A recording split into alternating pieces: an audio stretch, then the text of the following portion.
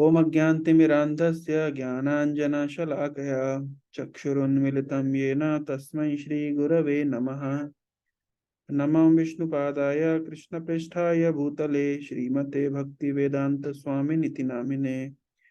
नमस्ते सारस्वती देवे गौरवाणी प्रचारिणे निर्विशेष शून्यवादी पाश्चात्य देश तारिणे।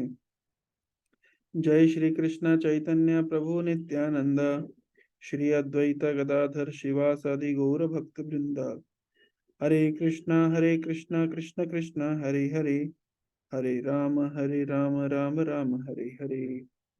हरे कृष्णा। तो आज हम लोग तो last time we were discussing okay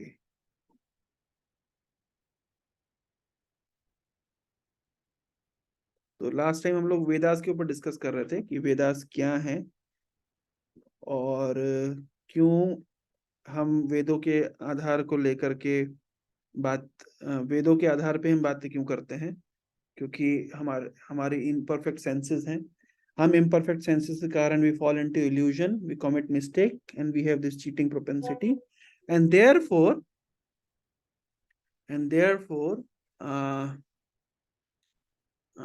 therefore we take the reference of Vedas। यहाँ तक हमने चर्चा किया था। वेदा अपौरुष हैं, वेदा अपौरुष हैं और किसी भी मनुष्य के द्वारा लिखे गए नहीं हैं।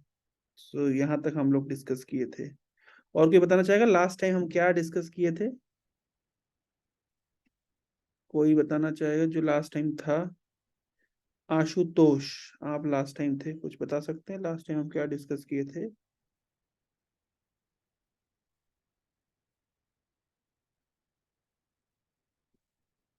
अविनाश, अभी थे शायद लास्ट टाइम। हम क्या डिस्कस किए थे, डू यू रिमेम्बर? वरुण, क्या डिस्कस किए थे हम लास्ट टाइम?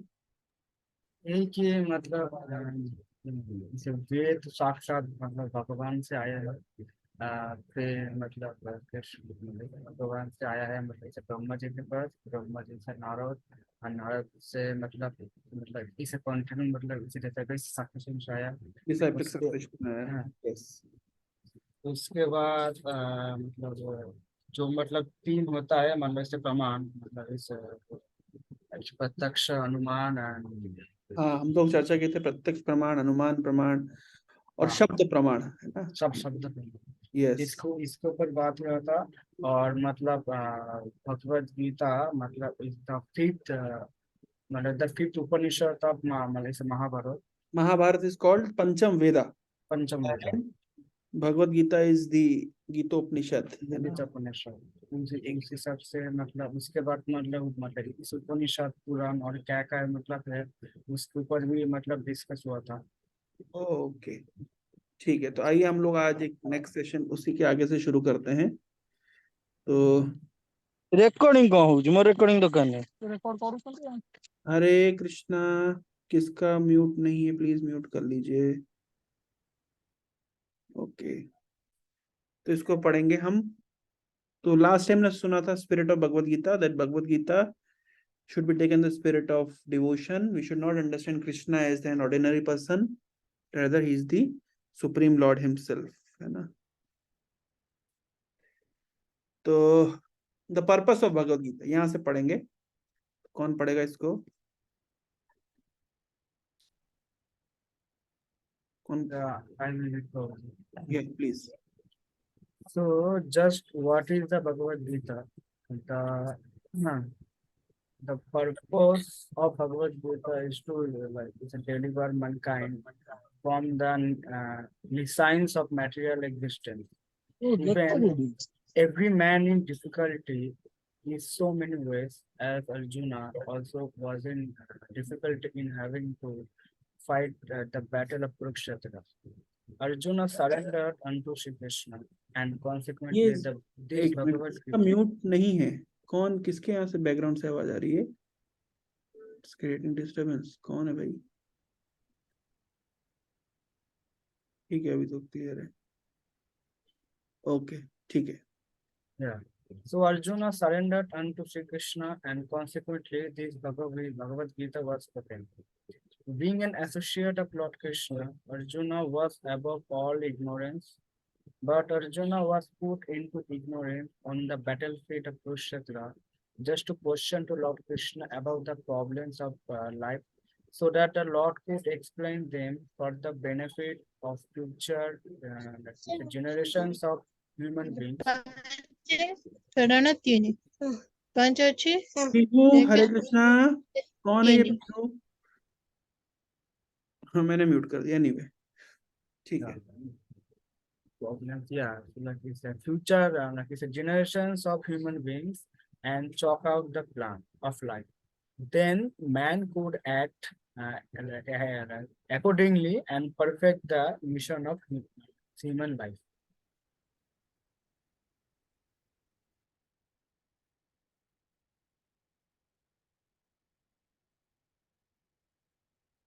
ओके तो भगवत गीता का उद्देश्य क्या है?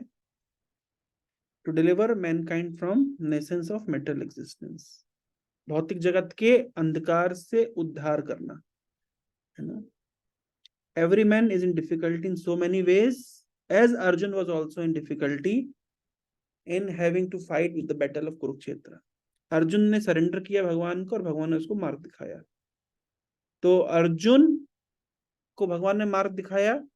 मैं कई बार ये इस विषय में बोलता हूँ कि why Krishna choose Arjun to give this knowledge of Bhagavad Gita, because Arjun is a Kshatriya, he is a soldier, है ना. और अर्जुन सोल्जर है. अगर भगवान किसी साधु सन्यासी को भगवत गीता का ज्ञान देते तो लोग भविष्य में ये बोलते कि जो भगवत गीता है वो तो जंगलों में रहने वाले या गुफाओं में रहने वाले या पहाड़ों पर रहने वाले साधु सन्यासियों के लिए है. लेकिन भगवान ने अर्जुन को चुना जो एक क्षत्रिय है, जो एक योद्धा है ना. तो हम सब अपने अपने जीवन में एक योद्धा हैं. हम भी अपना अपना युद्ध लड़ रहे हैं. हमारे अंदर कुछ युद्ध चल रहे हैं, हमारे बाहर कुछ युद्ध चल रहे हैं, है ना.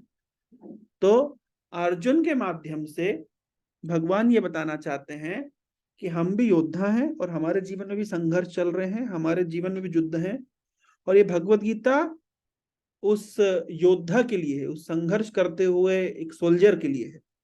और इस जीवन में, संसार में हर व्यक्ति अपनी लड़ाई लड़ रहा है. तो हर व्यक्ति के लिए भगवत गीता एक इंपॉर्टेंट ग्रंथ है. समझ रहे हैं? अगर किसी साधु सन्यासी को भगवान भगवत गीता के ज्ञान दे देते तो क्या होता? तो होता ये कि लोग कहते हैं कि भगवत गीता तो साधु सन्यासियों के लिए बनी हुई है जो जंगलों में रहते हैं. लेकिन नहीं, भगवत गीता हर उस व्यक्ति के लिए बनी हुई है जो संसार में संघर्ष कर रहा है. और कौन संघर्ष कर रहा है? हर व्यक्ति संघर्ष कर रहा है. इसलिए भगवत गीता हर एक के लिए है ना. तो भगवत गीता यहाँ पे लिखा हुआ है, being an associate of Lord Krishna, Arjun was above all ignorance, but Arjun was put into ignorance on the battlefield of Kurukshetra just to question Lord Krishna about the problems of life. Arjun भगवान का एक पार्षद है, अर्जुन भगवान का personal friend है, एक associate है. तो अर्जुन अज्ञानता में नहीं था, लेकिन अर्जुन को भगवान ने अज्ञानता में डाल दिया ताकि अर्जुन के माध्यम से मानव समाज को भगवान भगवद गीता का ज्ञान दे सके. ठीक है. The subject of Bhagavad Gita. तो स्वास्तिक आप पढ़िए the subject of Bhagavad Gita. जी प्रभु जी. Yes. The subject of the Bhagavad Gita entails the comprehension of 5 basic truths.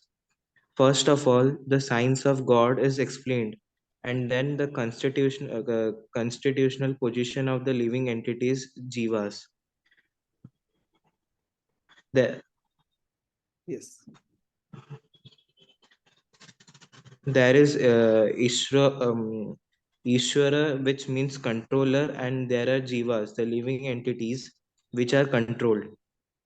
If a living entity says that he is not controlled, but that he is free, then he is insane. The living being is controlled in every respect, at least in his conditioned life.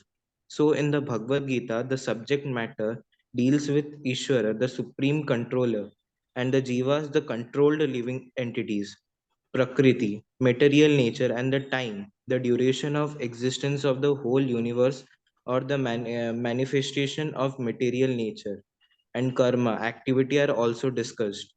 The cosmic manifestation is full of different activities. All living entities are engaged in different activities. From Bhagavad Gita, we must learn what God is, what the living entities are, what Prakriti is, what the cosmic manifestation is, and how it is controlled by time, and what the activities of the living entities are. Bhagavad Gita introduction.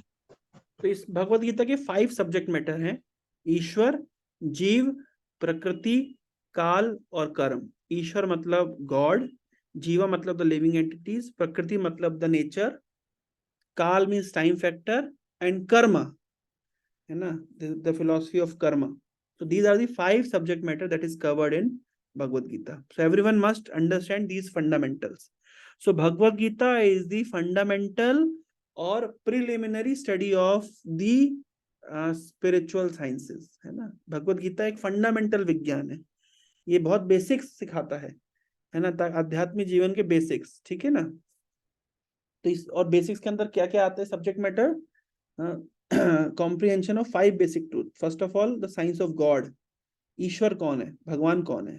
Then the constitutional position of the living entities, jivas. So there is Ishwar, that means controller, and the jivas which are controlled. So ईश्वर, जीव, साथ साथ if the living entity says he is not controlled, he is free, then he is insane. कोई व्यक्ति अगर बोलता है कि I am not controlled, I am free, तो वो मूर्ख है, क्योंकि संसार में कोई भी फ्री नहीं है। We are controlled by at every moment, at every dimension, at every point we are controlled. Time factor is controlling us. कोई ये नहीं बोल सकता I don't want to become old. कोई ये नहीं बोल सकता I don't want to die. That means we are certainly controlled by time factor. We are controlled by Prakriti. We are controlled by the modes of material nature. Sattva-guna, Rajoguna and Tamoguna. Sometimes we are angry, sometimes we are happy, sometimes we are jubilant, sometimes we are lazy. And we cannot control it always. That means we are controlled by Prakriti. कोई बोलता है if I am not controlled, तो प्रभुपाद जी लिख रहे हैं he is insane, वो मूर्ख है। So controller और controlled, God is controller, जीवात्मा is controlled. So इसका नॉलेज भगवत गीता में मिलता है। साथ साथ prakriti, the material nature and the time duration of existence of whole universe and the manifestation of material nature and the karma. कैसे लिविंग एंटिटीज विभिन्न प्रकार के कर्म करते हैं, उनको विभिन्न प्रकार के शरीर प्राप्त होते हैं, इस तरीके से they again up ending up into origin of ऐसे समझिए कि सोल का कोई ओरिजिन नहीं है, ऐसा भगवत गीता में आगे बताया जाएगा, है ना। हम आगे चलेंगे जब हमको पता चलेगा। आप लोग को आश्चर्य होगा, few days back I was just reading from Quran and some Islamic scholar has actually given a kind of commentary over certain point. तो उसमें उन्होंने एक पॉइंट लिखा, मुझे इतना हास्यप्रद लगा, मतलब इट वाज सो लॉफेबल एक्चुअली, लॉर्डेबल, कि उसमें लिखा था कि सोल हैज ओरिजिन। अच्छा, कब? तो बोलते जब when men and women actually unite, at that time soul takes birth. अच्छा, आपको सुन के आश्चर्य लगा, भाई हमारी फिलोसफी तो कहती है कि भाई मैन एंड वीमेन यूनाइट, उससे पहले से भी सोल का अस्तित्व है। भगवत गीता में कृष्ण इज एक्सप्लेनिंग नत्वेवाहम जातु नासम नत्वम नेमे जनाधिपा ना चैव ना भविष्यामः सर्वे वयम् अतः परम। तो सोल का एग्जिस्टेंस तो पहले से है, पर कुरान के जो कमेंटेटर उन्होंने लिखा कि it is at the point of kind of conception, the man and women comes together, at that time soul का birth होता है। अच्छा, फिर क्या होता है? फिर उसके बाद में वो व्यक्ति जीवित हो जाता है और उसके बाद लाइफ लॉन्ग फिर वो either he commits sin or he commits some pious activities whatever, और उसके बाद फिर वो मर जाता है, फिर उसकी बॉडी को दफना देते हैं तो वो सोल वहां पे रहती है। पता नहीं क्या क्या नॉनसेंस फिलॉसफी है। उसके बाद में एक समय आता है जब काइंड ऑफ किसका समय आता है, उसको बोलते हैं न्याय होगा, जब अल्लाह के सामने आपको फेस टू फेस जाना पड़ेगा, देन आपके पाप और पुण्यों का फल मिलेगा आपको, और आपको फिर इटरनली या तो आप हेल में जाओगे या इटरनली आप हेवन में जाओगे, और कोई स्कोप नहीं है। अब इस फिलॉसफी में कितने सारे डाउट्स हैं, कितने सारे मिस्टेक्स हैं। मैं एक छोटा सा मिस्टेक आपको पॉइंट आउट करता हूँ। जैसे उनका कहना है कि भाई जब पुरुष और स्त्री का मिलन होता है तब सोल का जन्म होता है। अच्छा, उससे पहले सोल नहीं थी, यानी हमारा कोई पूर्व जन्म नहीं था, उनका ये कहना है। अच्छा, अगर किसी का पूर्व जन्म नहीं था तो मेरे प्रश्न का आप उत्तर दीजिए। कोई व्यक्ति धनी परिवार में जन्म ले रहा है, कोई व्यक्ति गरीब परिवार में जन्म ले रहा है, कोई व्यक्ति को बहुत अच्छा इंटेलिजेंस मिल रहा है, कोई को उतना इंटेलिजेंस नहीं मिल रहा है, कोई दिखने में बहुत सुंदर है, कोई दिखने में बिल्कुल सुंदर नहीं है। तो ये डिफरेंट वेराइटीज ऑफ सिचुएशंस क्यों, ये डिफरेंट वेराइटीज ऑफ बॉडीज क्यों, ये डिफरेंट वेराइटीज ऑफ कोई पैदा होता ही बिल्कुल चांदी के चम्मच में खा रहा है और कोई किसी को भोजन ही नहीं मिल रहा है। So why there are so many varieties? अगर ये सब वेराइटीज इसलिए हैं और अगर मतलब ये बाई चांस हैं, तो अगर मेरे माता पिता ने मुझे जब जन्म दिया तो मैं गरीब परिवार में जन्म लिया और कोई अदानी या अंबानी के घर में जन्म लिया, तो वो he is more fortunate, I am not fortunate. That means जो अल्लाह है, जो सुप्रीम गॉड है, वो भेदभाव कर रहा है। उसने मुझे गरीब परिवार में जन्म दिया और उनको अमीर परिवार में जन्म दिया। यस और नो? कॉन्सेप्ट समझ आ रहा है मैं क्या बोलना चाह रहा हूँ? द डिबेट का मैटर समझ आ रहा है? Yes, स्वास्तिक डिबेट का मैटर समझ आ रहा है कि भाई अगर कोई बोलता है कि सोल का पुनर्जन्म नहीं है और इस जीवन से पहले कोई जीवन नहीं था, तो मेरा प्रश्न ये है कि क्यों मैं गरीब परिवार में जन्म लिया, वो धनी परिवार में जन्म लिया? ये भेदभाव क्यों हुआ? इसका मतलब अल्लाह भेदभाव करता है? यस और नो? yes, Yes, लेकिन Prabhuji. लेकिन अगर अगर हम इस फिलॉसफी को एक्सेप्ट करेंगे, कर्मों के अनुसार व्यक्ति को जीवन मिलता है। हम किस सिचुएशन में जन्म लेंगे, किस देश में जन्म लेंगे, किस माता पिता से संतान बनेंगे, हम किस प्रकार की हमारी बॉडी होगी, फिजिक होगा, किस प्रकार का हमारा इंटेलिजेंस होगा, किस प्रकार का हमारा हमें हम मतलब हम दिखने में कैसे होंगे। अगर हमने अच्छे कर्म किए हैं तो हमें अच्छा शरीर प्राप्त होगा, अच्छा धन मिलेगा, अच्छे माता पिता मिलेंगे, अच्छे एनवायरनमेंट मिलेगा।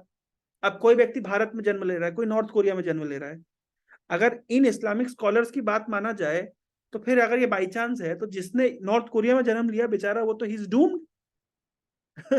इसका मतलब तो ये हुआ कि भाई उसके साथ अन्याय हुआ है। पर नहीं, हमारी फिलॉसफी कहती है कर्मानुसार सब कुछ होता है। कर्मणा दैव नेत्रेणा जंतुर्देह उपत्तये। सब कुछ कर्मानुसार होता है, कर्मानुसार और भगवान के निर्देशन के अंतर्गत होता है। जो व्यक्ति जैसा कर्म करता है उसके अनुसार उसको बॉडी मिलती है, उसके अनुसार उसको अलग अलग जगह पर वो जन्म लेता है, अलग अलग सिचुएशन में वो जन्म लेता है। और अगर कर्म का कोई व्यक्ति बुरा कर्म किया है तो उसकी में भी हैंडीकैप, या उसको अच्छा ब्यूटी नहीं मिलेगा, उसको अच्छा धन नहीं मिलेगा। और किसी ने अच्छा कर्म किया तो उसके अनुसार उसको मिलेगा। तो बताइए, दोनों फिलॉसफी में ज्यादा लॉजिकल फिलॉसफी किसकी है? जो वो इस्लामिक स्कॉलर फिलॉसफी बता रहे थे, या जो भगवत गीता की फिलॉसफी है?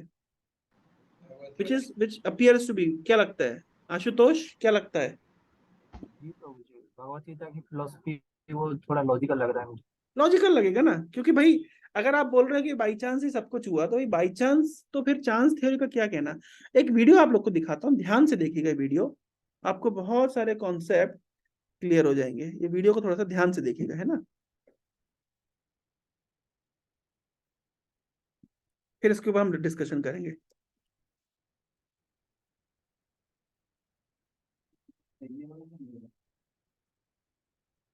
एक मिनट।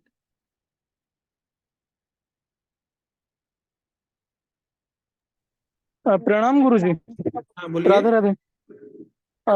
गुरुजी, मेरा एक सवाल है। अच्छा, पहले वीडियो देखिए, फिर उसके बाद सवाल करेंगे, कैसा रहेगा? हाँ गुरुजी, ठीक है, थैंक ओके। यू। हाँ एक मिनट जस्ट मैं, ठीक है, तो यानी इसको शुरू करते हैं।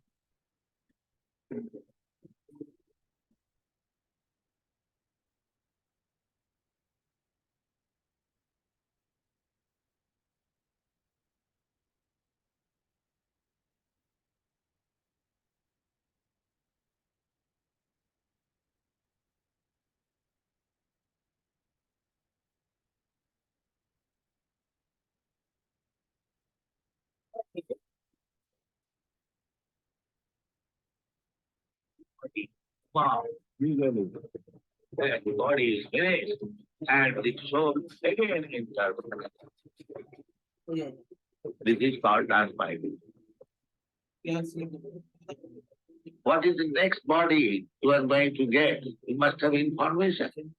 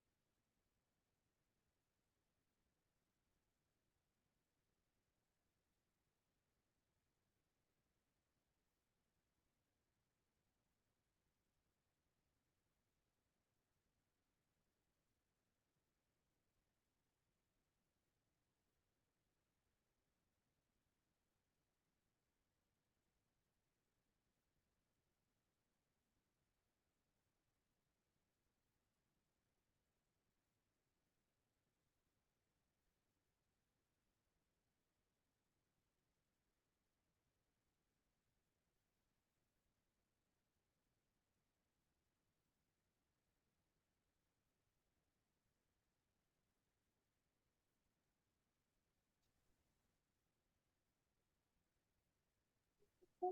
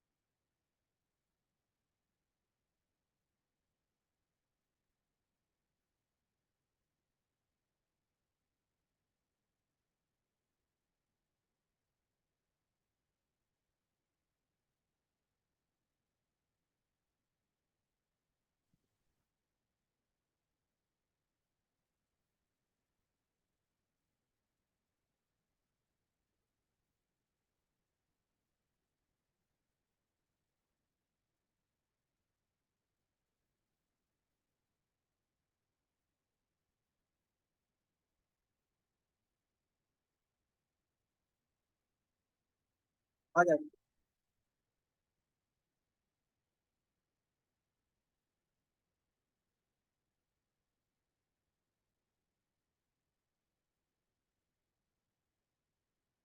उसको बच्चा देखेगा।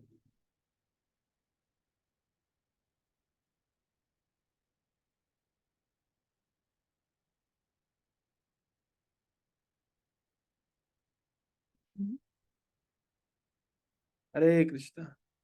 देखा इस वीडियो को आप लोगों ने?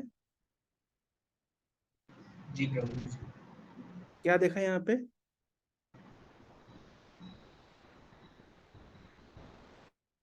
कोई संक्षेप में बता सकते हैं क्या देखा आपने? काम मतलब कैसे इस बॉडी के हिसाब से वो होते हैं, मतलब फिर बात हाँ, कैसे हो रहा तो है। देखिए भगवत गीता की ये फर्स्ट शिक्षा एक्चुअली यहाँ से शुरुआत होगी भगवत गीता की, है ना। ये साइंस ऑफ सोल से शुरुआत होती है। अब आप खुद समझ लीजिए, जिस फिलॉसफी में ये सिद्धांत ही नहीं लागू होता तो वो उससे बहुत डीप में जा नहीं पाएंगे, वो एक्चुअली मेटरलिस्टिक ही है। तो भगवत गीता में science of soul, science of God दोनों ही क्लैरिटी से बताए गए हैं, है ना। तो ये आगे अभी और डिटेल में इसकी स्टडी होने वाली है ना। ये तो जस्ट एक ट्रेलर है ना, और इसकी बहुत डिटेल में स्टडी होने वाली है। साइंस ऑफ प्रकृति मतलब प्रकृति के 3 गुण, ऐसा दुनिया में कोई धर्म शास्त्र नहीं है अपार्ट फ्रॉम जो सनातन धर्म के शास्त्र है जहाँ पे साइंस ऑफ सोल की डिटेल्ड अंडरस्टैंडिंग हो, जहाँ पे साइंस ऑफ गॉड की डिटेल्ड अंडरस्टैंडिंग हो, जहाँ पे साइंस ऑफ नेचर यानी मोड्स ऑफ मेटेरियल नेचर, सत्वगुण रजोगुण तमोगुण की स्टडी हो। एग्जिस्ट ही नहीं करता। मेरे पास यहाँ पे मैंने बहुत सारे शास्त्रों को इकट्ठा करके रखा है, जैसे आप ये देखिए, हाँ, hidden treasure of Al Quran.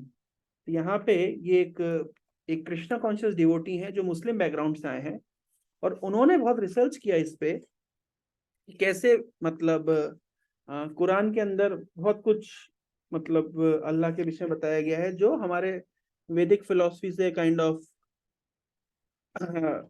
Resemblance रखता है ना। इस तरीके से the cosmology from Bible, Quran, Bhagwat, तो बहुत सारे इस तरह बुक्स हैं। लेकिन किसी भी जगह पे आप देखेंगे, मेरे पास एक और बुक है, मुझे अभी यहाँ नहीं दिख रही है, कृष्ण जैसे ये, इस किताब को देख सकते हैं, इस्लाम और वेद में सामंजस्य। मैं बहुत जल्द इसके लिए पूरा एक सीरीज निकालूंगा जिसमें हम इन बुक्स को डिटेल में स्टडी करेंगे। इस तरीके से मेरे पास एक बुक थी, मुझे किसी एक्वाइंटेंस ने दी थी, Krishna consciousness and Christianity, let me show it to you. बहुत अच्छी किताब है जिसमें क्रिश्चियनिटी के साथ में हमारा किस प्रकार से सामंजस्य बैठता है।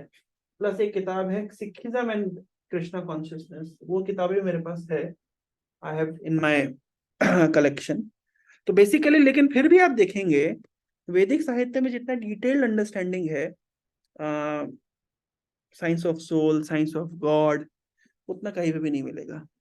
तो ये चीजें अभी हमको सीखने के लिए यहाँ पे मिलेगा, है ना। चलिए आगे बढ़ते हैं। अभी तक जितना बताया मैंने, इससे रिलेटेड किसी के मन में कोई जिज्ञासा है तो प्लीज पूछ लीजिए, अभी तक जितना बताया। गुरु जी हरे कृष्ण। हरे कृष्ण। कौन बोल रहे हैं? गुरु जी अभिषेक बोल रहा हूँ।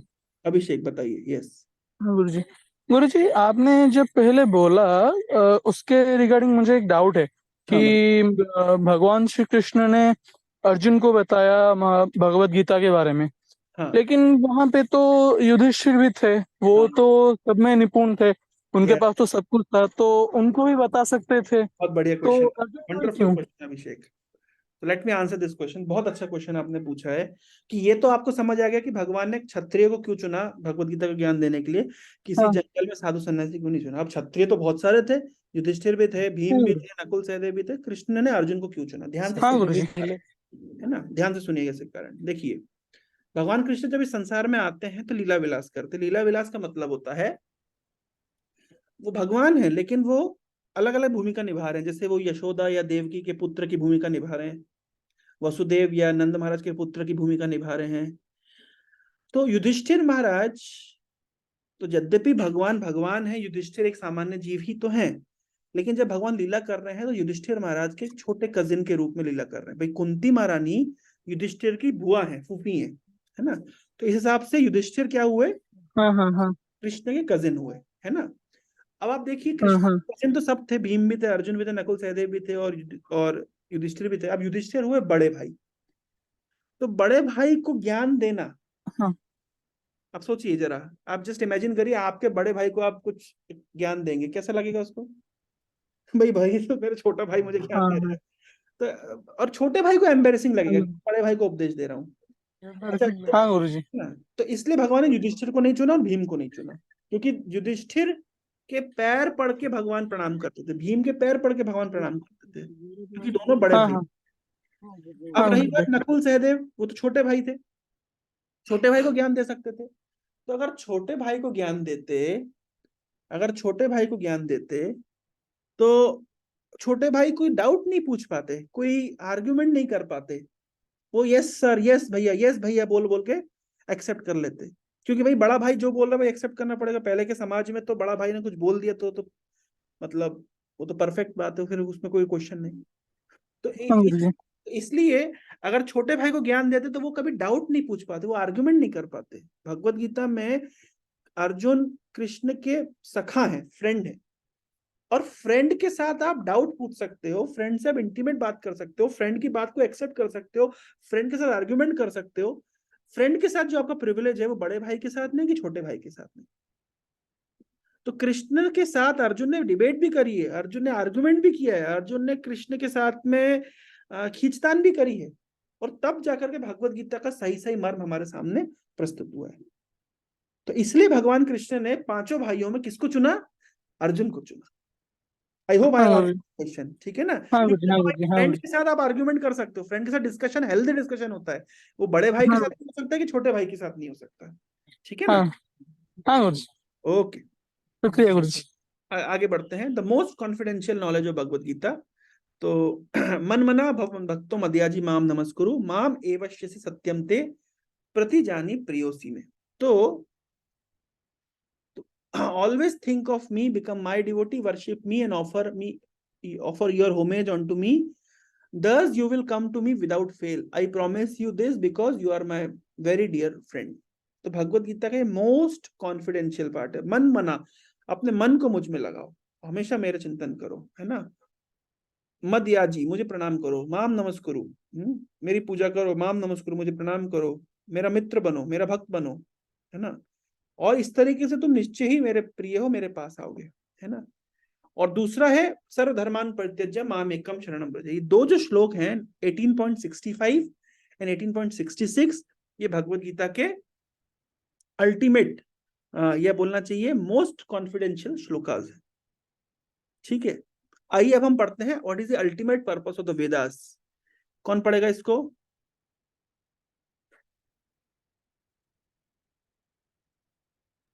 Yes, sir. सर्वस्य चाहम हृदि सन्निविष्ट मत्त स्मृतिर ज्ञानम लकिसपहनम च वेदस्य सर्वै अहमेव वेदांत कृत वेद वेद एव चाहम। I am seated in everyone's heart, and from me come remembrance, knowledge, and forgetfulness. By all the Vedas, I am to be known. Indeed, I am the compiler of Vedanta, and I am the knower of the Vedas. Bhagavad Gita 15.15. In Yes. all Ved, अब सुनिए, तो ये भगवत गीता का 15वें अध्याय का 15 number श्लोक है, जहां पे बताया जा रहा है कि वेदों का जो पर्पस है वो है भगवान कृष्ण को जानना, है ना? तो बहुत लोग वेद पढ़ते हैं लेकिन वेदों का सार या पर्पस नहीं जानते हैं। तो यहाँ पे श्लोक में भगवान खुद क्लियर कर रहे हैं, सर्वस्व चाहम हृदय सन्निविष्टो, मैं सभी के हृदय में सन्निविष्टो, सम्यक रूपेण आविष्ट, मैं वहां पे हूँ, सबके हृदय में हूँ, है ना? और मत्ता स्मृतिर ज्ञानम अपोहनम, जो मुझसे क्या क्या आता है? स्मृति, ज्ञान और विस्मृति आती है। स्मृति मतलब रिमेम्बरेंस, इंटेलिजेंस, ज्ञान मतलब नॉलेज, और विस्मृति मतलब फॉरगेटफुलनेस। किससे आती है? भगवान कह रहे मुझसे ही आती है। और सभी वेदों के द्वारा I am to be known, वेदे से सर्वे अहम एवं वेद, सभी वेदों का सारे मुझे जानना। एंड वेदांत कृत, I am the compiler of Vedanta, and वेद और I am the knower of the Vedas. तो सभी वेदों का सार है मुझे जानना। ऐसा कहीं पे भी वैदिक साहित्य में और किसी ने नहीं कहा कि वेदों का सार है मुझे जानना। कृष्ण ओपनली डिक्लेयर कर रहे हैं, भाई जितने वेद लिखे गए हैं उसका पर्पस क्या है? मुझे जानना। अगर आपने वेद पढ़ ली लेकिन मुझे नहीं जाना, टाइम वेस्ट। और मुझे जान लिया, वेद नहीं पढ़े तो कोई बात नहीं, आपने purpose fulfil.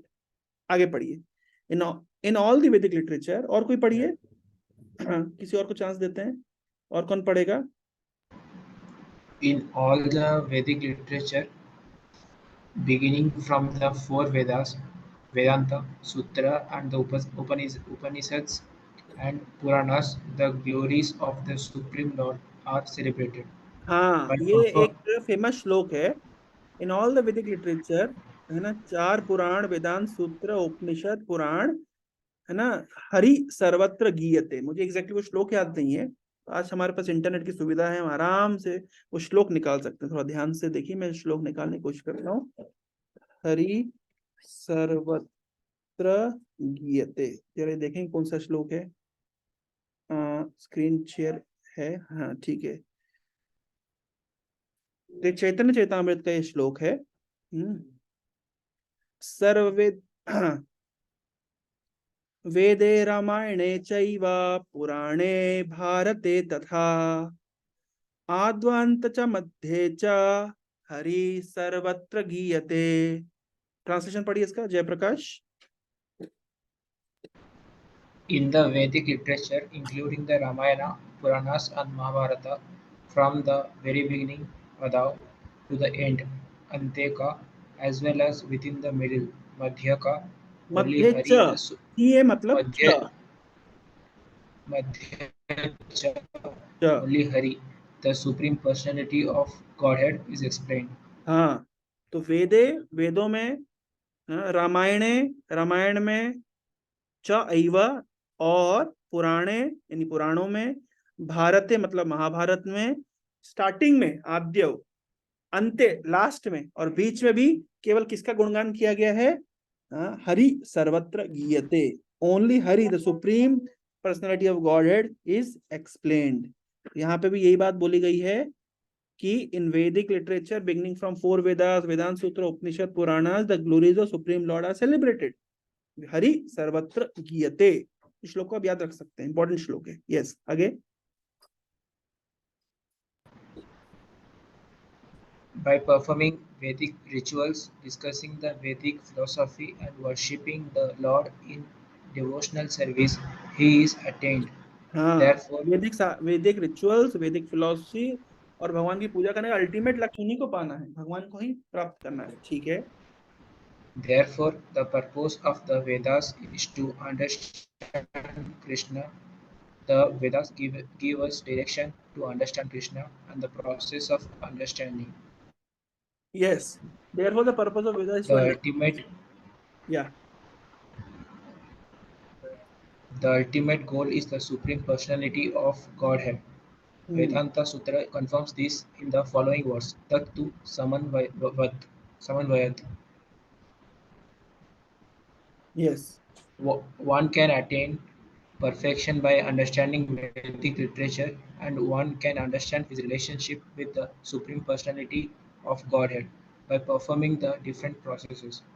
Thus, one can approach him and at the end attain the supreme goal, who is no other than the Supreme Personality of Godhead. In this verse, however, the purpose of the Vedas, the understanding of the Vedas, and the goal of Vedas Are clearly defined. Na? Purpose of Vedas, understanding of Vedas, and goal of Veda is clearly defined in shloka number 15.15। भाई, वेदों का सार कोई पूछे क्या है, तो कोई बोलेंगे वेदों का सार है स्वर्ग में कैसे जाए, कोई बोले वेदों का सार है मुक्ति कैसे प्राप्त करें, कोई बोले वेदों का सार है हम अच्छा जन्म कैसे प्राप्त करें, धन कैसे प्राप्त करें इत्यादि। लेकिन वेदों का सार है कैसे हम कृष्ण को जाने और उनकी सेवा में लगे। सीधा सा हिसाब है। और कौन ये बात बोला? स्वयं कृष्ण इस बात को बोल रहे हैं। The ultimate goal is the supreme personality of God. Vedanta Sutra confirm this. ये वेदांत सूत्रों में भी कंफर्म किया गया है। ठीक है, तो समझ आया वेदों का सार क्या है, वेदों का लक्ष्य क्या है? वेदों का लक्ष्य है भगवान कृष्ण को जानना। ठीक है, तो अब इसको जरा पॉइंट्स को पढ़ लेते हैं, जस्ट समराइज कर लेते हैं। और कोई पढ़िए जस्ट पॉइंट को। आशुतोष, अविनाश, विनायक, कोई भी पढ़ सकते हैं।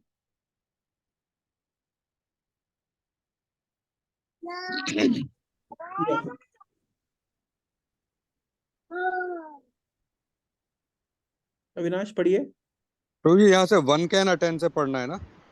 हाँ, यहाँ से 1 पॉइंट से।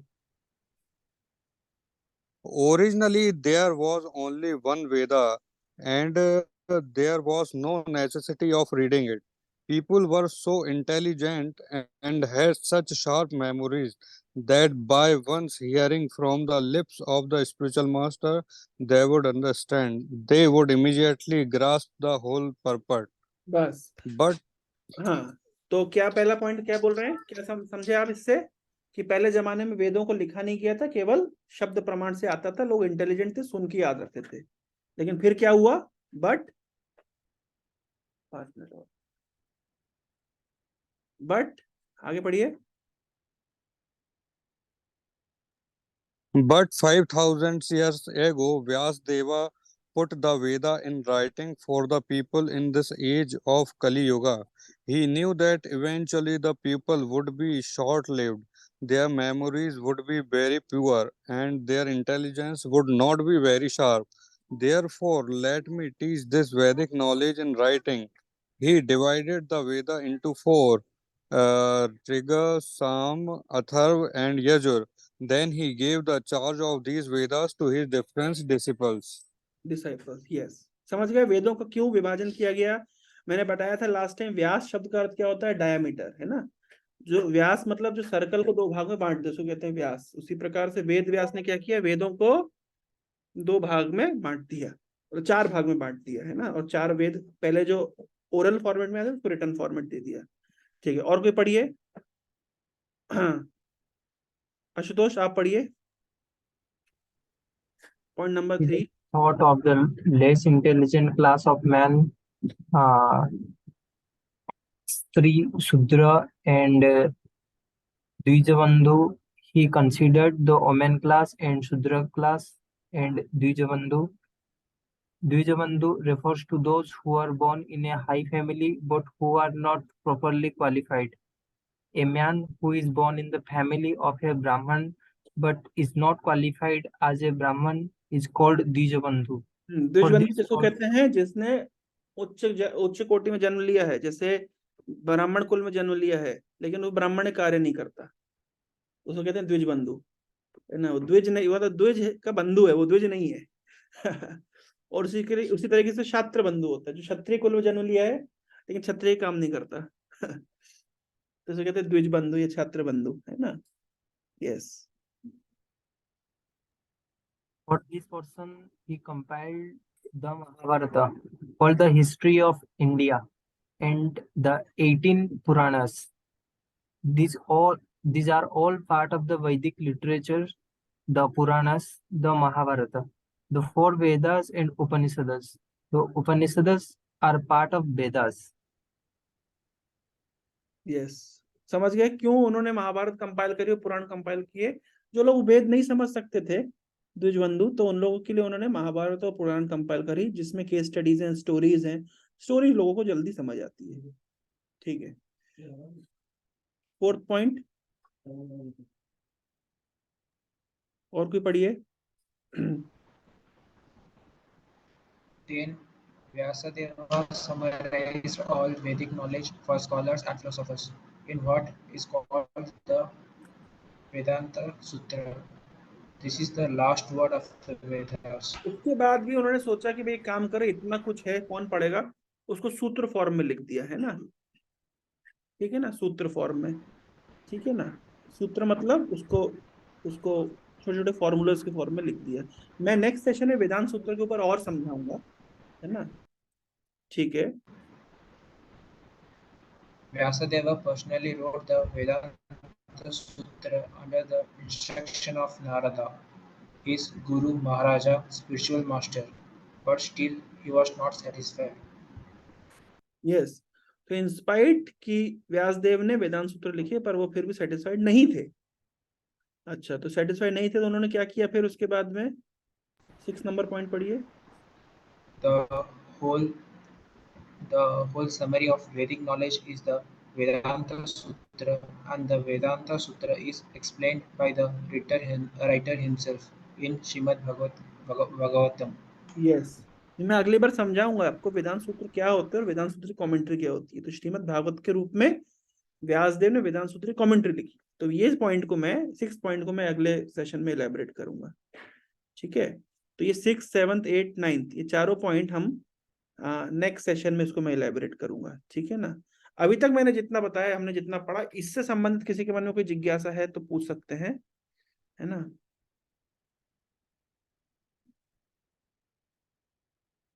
किसी के मन में कोई जिज्ञासा हो? प्रभु जी वो 3 नंबर पॉइंट हाँ, क्या हो गया? 3 नंबर पॉइंट दोबारा समझा सकते हैं? 3 नंबर पॉइंट नहीं समझा आपको? अच्छा, देखिए, पहले पहले जमाने में जो वेद थे वो लिखित रिटन फॉर्म में नहीं थे, वो ओरल चलते थे। गुरु अपने शिष्य को सुनाते थे, उनके शिष्य उनके शिष्य को, उनके शिष्य उनके शिष्य को। तो इस तरीके से ज्ञान आता था। लेकिन व्यासदेव ने सोचा कि कलयुग के जो लोग हैं वो तो सुन के याद नहीं रख पाएंगे। तब उन्होंने क्या किया, तब उन्होंने वेदास को रिटन फॉर्म में लिख दिया। और रिटन फॉर्म में कैसे लिख दिया, उन्होंने डिवाइड कर दिया 4 वेदों के रूप में, ऋग्वेद, यजुर्वेद, सामवेद, अथर्ववेद। तो उन्होंने डिवाइड कर दिया। अब क्योंकि उन्होंने डिवाइड कर दिया इसलिए उनका नाम पड़ गया वेद व्यास। व्यास मतलब डिवीजन, जो डिवाइड करता है। जैसे व्यास मतलब डायमीटर, जो सर्कल को 2 भाग में डिवाइड कर देता है। तो इस तरह उन्होंने वेद को कई भागों में डिवाइड कर दिया, उनका नाम पड़ गया वेद व्यास। तो अब हमारा रिटन फॉर्म में वेदास आ गए, ऋग्वेद, यजुर्वेद, सामवेद, अथर्ववेद। लेकिन फिर उन्होंने सोचा कि वेद भी कॉम्प्लिकेटेड है, समझना कठिन है। तो एक काम किया उन्होंने कि उन्होंने सोचा कि जो द्विज बंधु हैं, द्विज बंधु उनको कहते हैं जो ब्राह्मण परिवार में जन्म लिए हैं लेकिन वो ब्राह्मण के कार्य नहीं करते, दे आर कॉल्ड द्विज बंधु। तो वो इतने इंटेलिजेंट नहीं है। या शूद्रास, जो वर्किंग क्लास लोग होते हैं, लेबर क्लास होते हैं, वो भी इतने इंटेलिजेंट नहीं होते। तो ये लोग कैसे समझेंगे? तो उनको समझ आए उसके लिए उन्होंने क्या किया, उन्होंने इसी वेदास को और एक्सप्लेन करने के लिए महाभारत की सृष्टि करी, रचना करी। महाभारत की विशेषता क्या है? महाभारत की विशेषता यह है कि उसमें स्टोरी है। तो पूरे वैदिक साहित्य स्टोरी के फॉर्म में मिल गया, एक एपिक के फॉर्म में मिल गया, जो इतिहास भी है और लिखा भी इस तरीके से गया है कि भाई वो वेदों का और अंडरस्टैंडिंग डेवलप कराए। तो स्टोरी लोगों को जल्दी समझ आती है। और उन्होंने उसी तरह 18 पुराणों की रचना करी। पुराणों में भी बहुत सारी केस स्टडीज है, स्टोरीज है, जिसके माध्यम से वेदों का सार समझ आए। तो किसके लिए? जो लोग कम इंटेलिजेंट हैं। आज की डेट में सभी कम इंटेलिजेंट है, क्यों? वो लोग वेद को डायरेक्टली नहीं समझ सकते, इसलिए उनके लिए पुराण है। तो इस प्रकार से उन्होंने वेदों को, वेदों के लिखने के बाद में महाभारत और 18 पुराण लिखी। समझ आया स्वास्तिक? आपके प्रश्न का उत्तर मिला? जी प्रभु जी। अब मेरे एक प्रश्न का आप उत्तर दीजिए, ये द्विज शब्द का अर्थ क्या होता है? द्विज, वहां पे द्विज बंधु बोला गया है, द्विज शब्द का अर्थ क्या होता है? कौन बताएगा?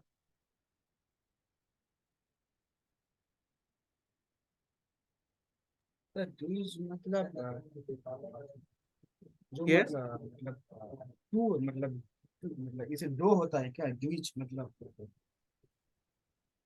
द्विज बंधु मतलब जो हाँ, मतलब देखिए, समझिए, द्विज शब्द का अर्थ समझिए, ध्यान से सुनिएगा। जब भी ज शब्द लिखा होता है, ज का मतलब तो जन्म है ना, जन्म। तो द्विज मतलब जिसका 2 बार जन्म हुआ है। अच्छा, 2 बार कैसे जन्म होता है? तो पहली बार व्यक्ति का जन्म होता है माता पिता से, तो इसको कहते हैं प्रथम जन्म। और दूसरी बार जन्म होता है गुरु से। जब गुरु हमें ज्ञान देते हैं, जब गुरु हमें दीक्षा देते हैं, तब भी हमारा जन्म हुआ, नया जन्म हुआ। तो जिसका 2 बार जन्म होता है उसको कहते हैं द्विज। तो ब्राह्मण का 2 बार जन्म होता है कि एक बार माता पिता से जन्म लेते हैं, फिर वो गुरु से ज्ञान लेते हैं, दीक्षा लेते हैं। इसी प्रकार क्षत्रिय भी, उनका जन्म होता है, फिर उसके बाद गुरु के पास जाके शिक्षा लेते हैं, दीक्षा लेते हैं। तो इनको कहते हैं द्विज। तो कोई व्यक्ति जो गुरु से ज्ञान प्राप्त करता है उसको द्विज कहते हैं। यहाँ पे द्विज शब्द हम ब्राह्मण के लिए भी इस्तेमाल यूज कर सकते हैं, या अन्य किसी व्यक्ति जिसने माता पिता से जन्म लिया ही है, साथ साथ उसने गुरु से भी जन्म लिया है, जब गुरु से उन्होंने दीक्षा प्राप्त करी है, ज्ञान प्राप्त किया, उसको कहते हैं द्विज। पर द्विज बंधु मतलब यद्यपि उन्होंने गुरु के पास जाके ज्ञान प्राप्त किया लेकिन उनके दिमाग में कुछ घुसा नहीं, इसलिए वो कहते हैं द्विज बंधु। है ना, मतलब द्विज का दोस्त ही है लेकिन द्विज नहीं है ना। या दूसरे शब्दों में द्विज, जैसे उदाहरण दिया था पक्षी जो फ्लाइंग, जो उड़ते हैं, उनको भी द्विज कहते हैं। क्यों? क्यों उनको द्विज कहते होंगे?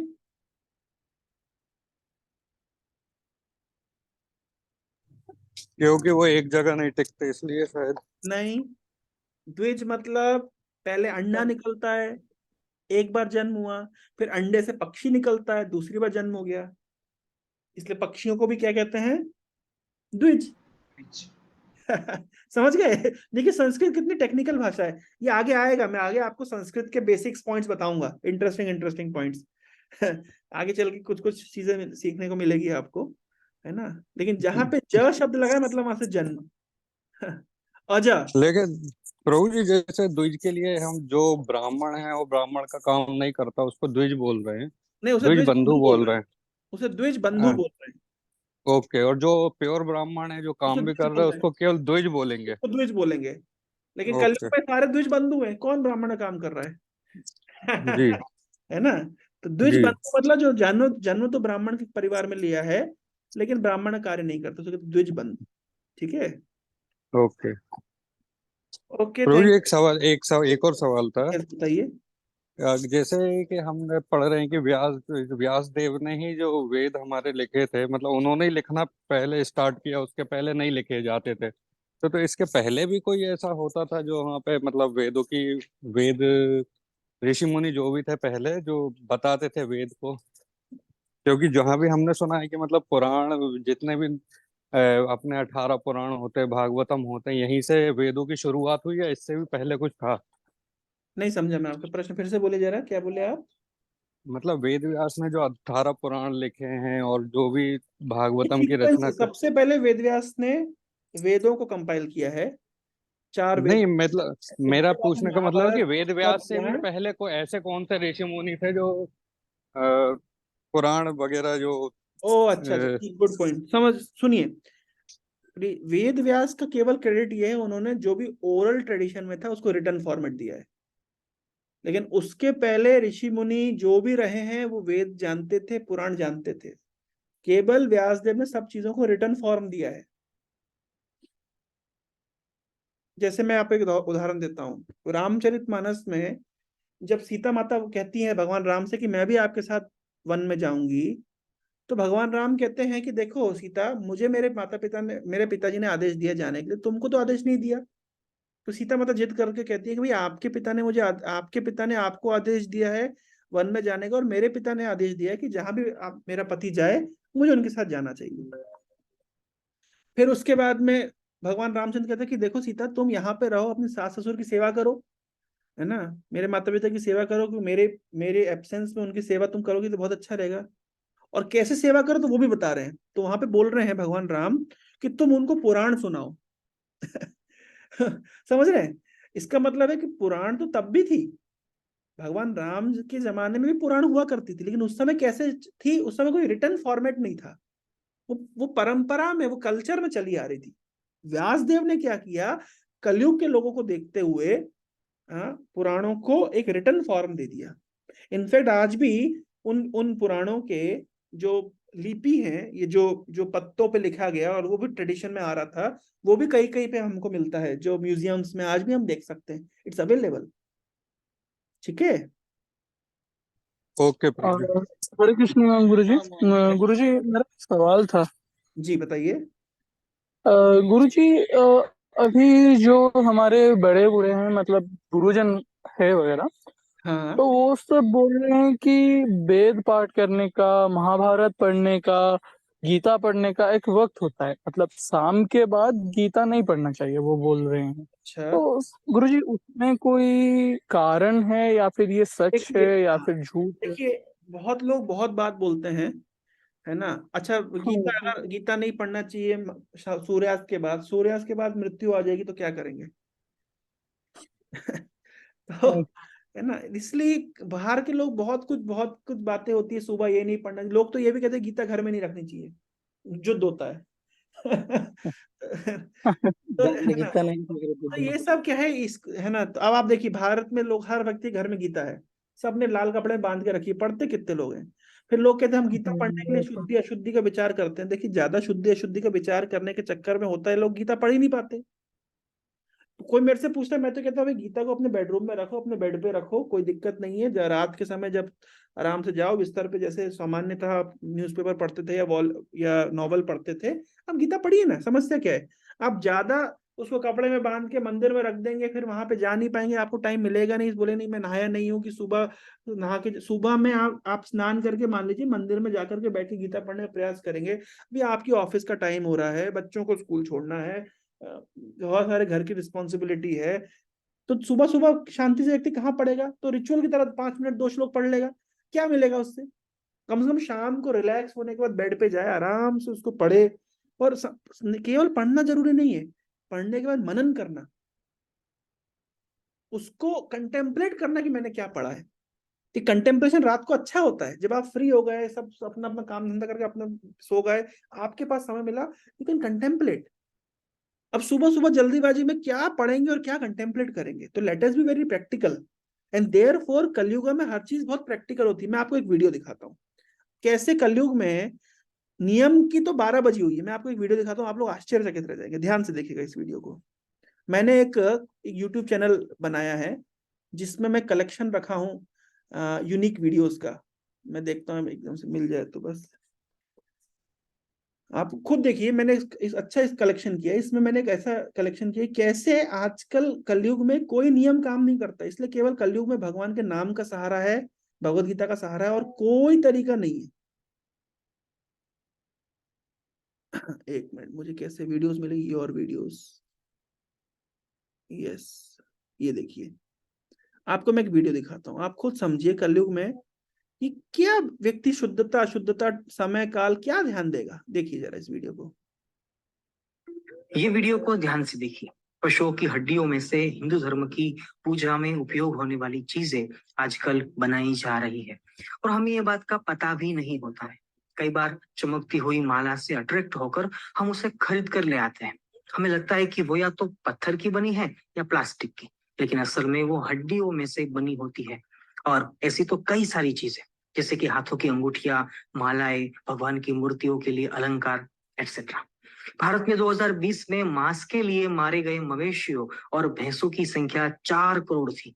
और हमें ये जानकर ताज्जुब होगा कि सन 1971 में 50 लाख से बढ़कर वो संख्या 2020 में 4 करोड़ हो गई। मतलब कि हर साल 9% पशु ज्यादा कट रहे हैं।